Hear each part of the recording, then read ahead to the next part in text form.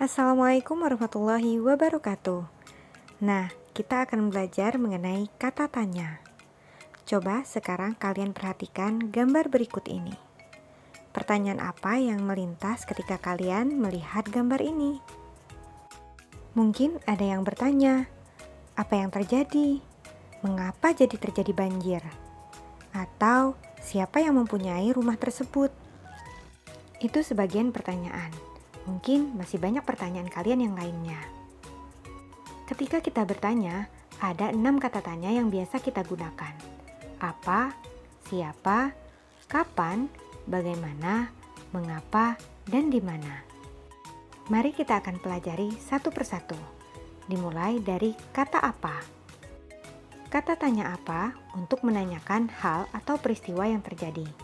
Contohnya tadi, apa yang terjadi di rumah tersebut? Atau ada pertanyaan lainnya, apakah ada orang ya di rumah tersebut?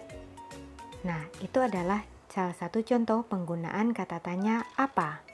Selanjutnya, kata tanya berikutnya adalah siapa. Kata tanya siapa untuk menanyakan seseorang atau pelaku yang terlibat dalam suatu peristiwa. Contohnya, siapa yang mempunyai rumah tersebut? Otomatis jawabannya adalah merujuk kepada seseorang atau pelaku. Kemudian kata tanya kapan. Kata tanya ini untuk menanyakan waktu terjadinya suatu peristiwa. Contohnya, kapan terjadinya banjir di rumah tersebut? Artinya kita harus menjawab tentang waktu, karena kapan berkaitan dengan waktu. Selanjutnya, kata di mana. Kata tanya ini untuk menanyakan tempat terjadinya suatu peristiwa. Contohnya, di mana terjadi peristiwa banjir tersebut.